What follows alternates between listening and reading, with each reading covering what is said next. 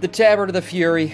Yes, it is the new Prime gaming loot item, so you can get in there and get that done. I'll make sure to link this in chat. It's, just another Tabard. Some of these items have been pretty cool.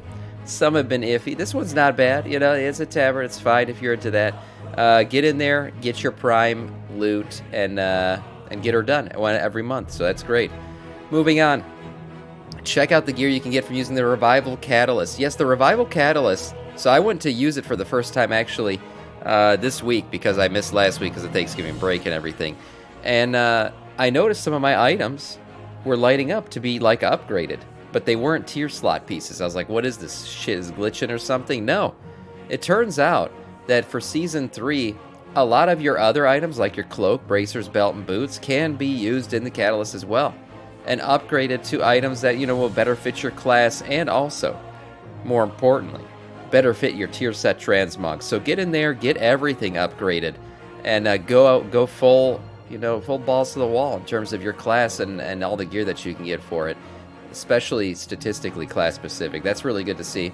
And don't worry about using those Revival Catalyst coins because the Revival Catalyst is awarding charges weekly. That's right, not bi-weekly. This is weekly. Staying up all night to catch Sam's stream to continue my son. Yeah, Condi, that is a giga chat, and I really appreciate it, man. Yes, it'll be a weekly charge. So that's great, once every week. Really, people always said, Blizzard likes a time gate. They like to extend that sub. Make sure that you still have shit you got to get done all the time. Well, they're coming through in a different way lately, honestly. The fact that they're giving us weekly charges just means everyone's going to get their tier set quicker. Everyone's going to go big dick quicker. And it's appreciated. It really is. Instead of once every 2 weeks like we're used to. So that's great. So go ahead and gear out and get all that shit done. Oh, yes.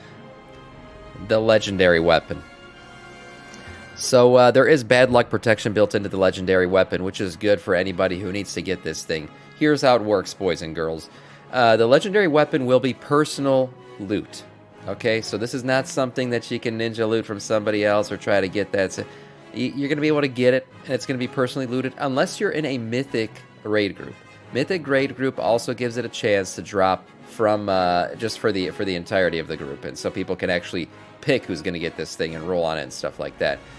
For personal loot, it will drop from any difficulty, but the higher the difficulty, the better your chances of getting it.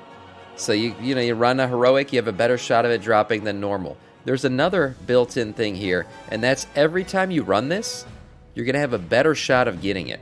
So every time you kill Farak, there's some built-in bad luck protection that eventually this thing is going to drop for you. So even, people who don't have the streamer's privilege like myself and don't have a contract signed with Blizzard that this shit's supposed to drop the first time I kill Farak, you're going to be able to get it eventually.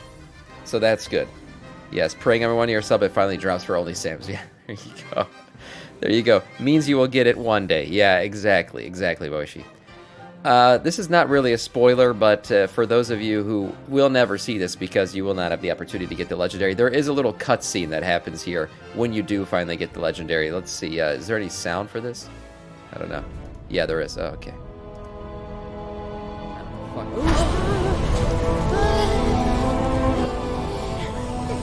Oh, shit.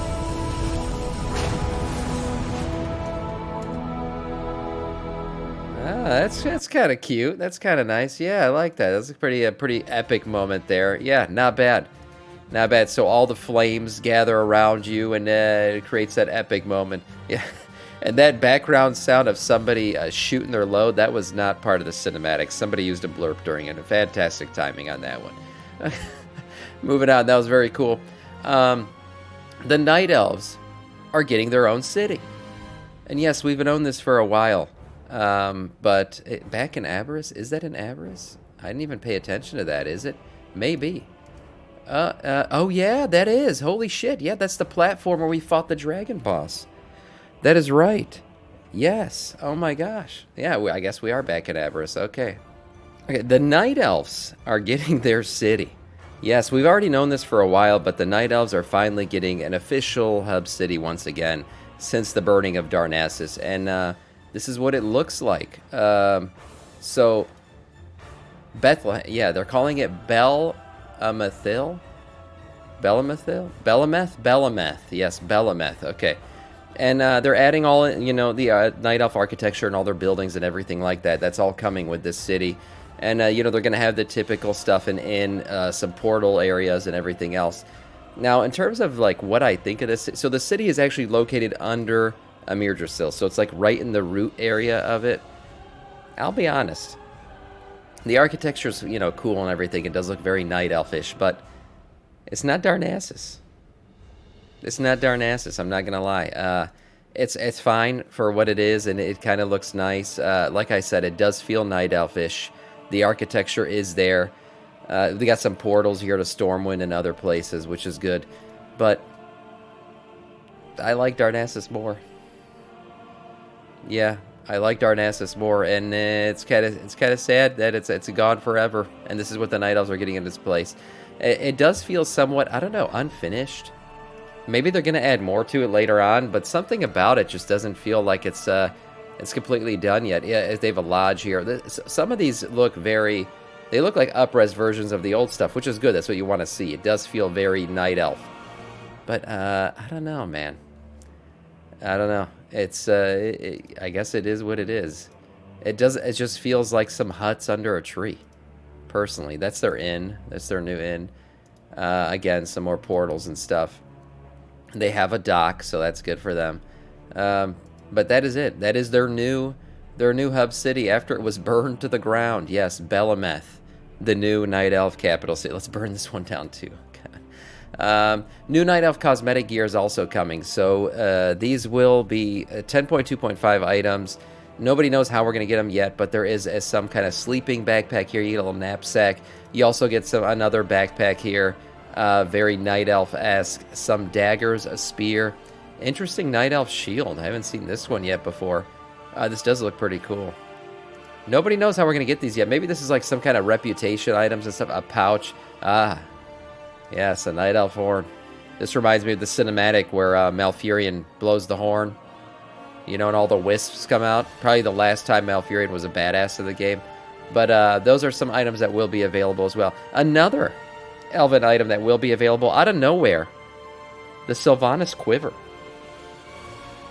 The Sylvanas Quiver is suddenly popping up on the PTR on 10.2.5 as a transmog. Why? Is she returning? I mean, we do have Anduin coming back from the Maw. Does Sylvanas return with him? Who knows? But this is an interesting one. It just came out of nowhere, kind of, and perhaps it's signifying the return of Sylvanas. We'll have to see.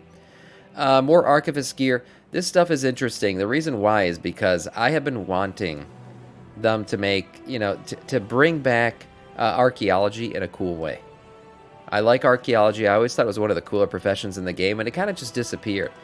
And all of these transmogs here, which eventually lead you to this full set, which really you look like just a straight-up archaeologist, hopefully means we're getting some kind of archaeology revamp. I would think that with everything going forward with the War Within and all the underground shit maybe that's happening here, it would make sense for archaeology to come back. Fuck archaeology, just stay. What do you have against archaeology? Is Anduin satisfied? Maybe. I always thought archaeology was a really fun profession, and I think that it needs some love, and I hope it gets the attention it deserves going forward here, and especially in the War Within. I think that'd be a great one to update. Okay. These aren't really spoilers. If you've completed the raid at any point, you got the quest line to finish out the raid and essentially bring Amir Drasil into our world and give the Night Elves their city, and it eventually turns into like a big dinner where everyone is on the verge of an orgy. And you can stay a while and talk to some of the main characters from the game, and there's some interesting things were said.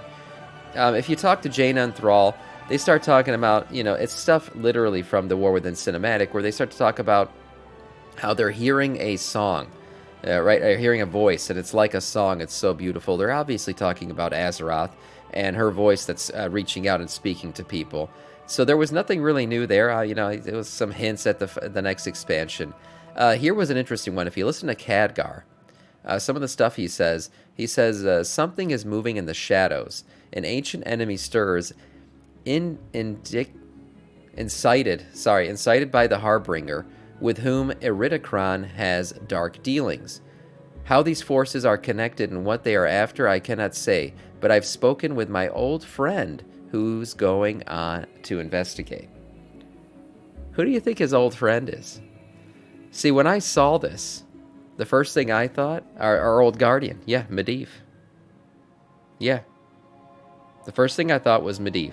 And if you guys remember back when there was a transmog going out, you know, they have MEDIVH transmogs out there. They've been dropping them here and there. We saw the whole trading post debacle where it was showed up and then it was taken off. Yeah. Is MEDIVH returning? I don't know. He goes on to say, if what I suspect is truly coming to pass, Azeroth will soon need to defend her once again. We will soon need to defend her once again. Enough of my Rum Nation. Yeah, please return to the gathering and let Kalecgos know he doesn't have anything to worry about. Okay. Yeah, I think this could be a hint at MEDIVH's return. Maybe another return to Karazhan. A return to Karazhan. Who knows? Maybe we get another dungeon version of it. But MEDIVH's return has been hinted at quite a lot. Like I said, we saw the transmogs come out. We've seen other hints at the old Guardian stuff, and it's an interesting thought. And I've always thought MEDIVH was a cool character, so I'd like to see him come back. His status is ambiguous. I do agree with that. Nothing else very interesting was said here. We got, you know, Tyrande and Alexstrasza just chatting about how much they love each other and how they could face the world together with the power of friendship. Another interesting one last one here. Kalecgos and Jaina talking. Now, if you don't know about Kalecgos and Jaina's previous history, they've been fucked. They've been fucking, I should say. Yeah, Kalecgos and Jaina were previous lovers. Jaina's gotten it in. Kalecgos has gotten it in with her, and it was a good time, I'm sure. You know, she has essentially done it with a dragon. But a little bit of a hint here, maybe. At the end of the conversation, Kalecgos asked her, "Do you have some time? I'd like you to meet some friends of mine. But I must warn you, they'll probably insist you try their soup."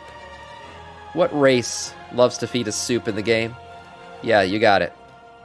You got it. The good old Tuskar. The race that I've been saying that we are going to get before the end of this expansion. Khadgar introducing Jaina to the Tuskar. I just think, you know, little hints here and there that I do think the Tuskar are eventually going to join the Alliance and the Horde, and they're going to be playable as an allied race. Yes, they will be a both ways, go ways, all the ways. Kalecgos hinting at what I've been saying. We're going to get them before the end of the expansion. The last thing really is that Tyr. Here goes into a little monologue where he talks about how the world is changing and he needs to defend it, and he's somewhat lost his purpose. But he feels like he still needs to defend Azeroth against any threats. So I see Tyr really as he goes forward here as really kind of defecting from the Titans and his original purpose and kind of just defending Azeroth because that's what he believes is right. I think Tyr is going to be on our side. Now there is new Tyr quest lines going forward and everything that we're going to have to do, but I'm interested to see where Tyr goes from here. Tyr has always been you know, somebody that I liked. His story is interesting, and I think he's going to take our side in the eventual fight against the Titans.